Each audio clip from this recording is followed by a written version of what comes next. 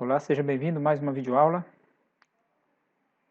De já peço a todos vocês que se inscrevam no meu canal, tá bom? Só clicar lá em inscrever que é rapidão. Hoje a gente vai ver os princípios da dinâmica. Vamos ver um pouquinho aqui sobre essa aula. Vamos começar esse estudo fazendo algumas perguntas. Vamos lá. O que faz um corpo mudar o seu estado de equilíbrio? Saia do repouso, por exemplo. Um livro está sobre a mesa. O que faz ele sair do lugar? Por que os astronautas parecem flutuar quando estão no espaço? Porque quem está do outro lado do mundo não cai para baixo. Mas antes de responder, precisaremos conhecer alguns conceitos fundamentais da física. Onde estão as forças?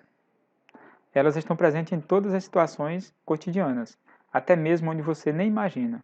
Sempre há um tipo de força envolvida num fenômeno. Dinamômetro. Dinamômetro é esse instrumento aí, ó. Instrumento utilizado para medir força. Tá? Forças fundamentais da natureza. Na natureza, existem apenas 4 tipos de força listadas abaixo em ordem decrescente de intensidade. Ordem decrescente de intensidade. Decrescente da maior para o menor, tá bom? Então, o maior seria esse aqui, ó. Força nuclear forte. É a força responsável por manter o núcleo do átomo coeso. Força nuclear fraca. Força que cinde, ou seja, separa ou reparte as partículas. Força eletromagnética, força de interação entre partículas que possui carga elétrica. Força gravitacional, força de interação entre corpos que possuem massa.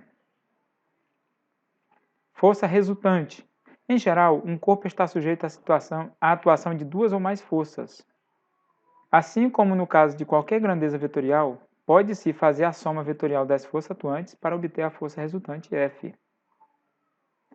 A obtenção da força resultante permite concluir que, se o corpo estiver parado, com a aplicação de várias forças, ele sofrerá um deslocamento na direção e no sentido da força resultante.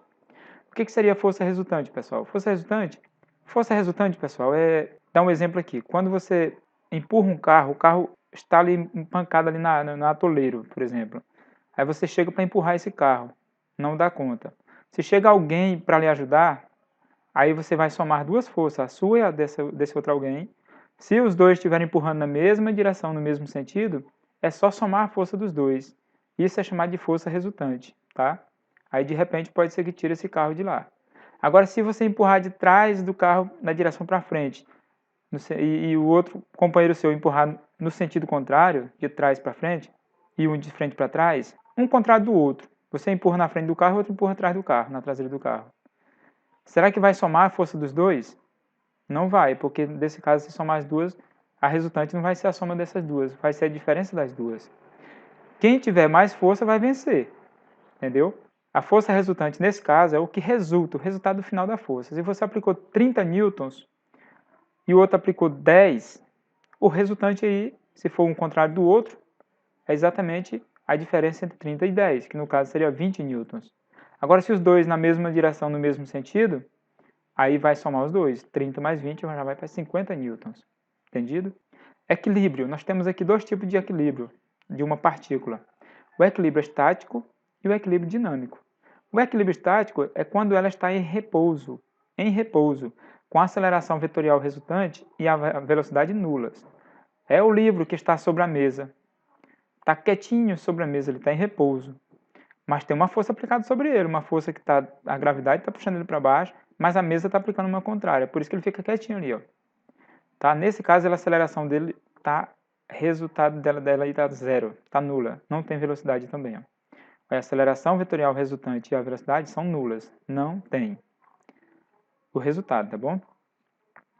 E o equilíbrio dinâmico é quando ela está em movimento, com a aceleração vetorial resultante nula, não tem aceleração, ó, e a velocidade constante e não nula. Isso aqui dizemos aqui quando você está num avião, por exemplo. Um avião, quando ele ganha certa velocidade, ele estabiliza lá em cima. A aceleração dele fica a mesma, e naquele momento que ele está estabilizado o movimento, nós chamamos que ele está em equilíbrio dinâmico.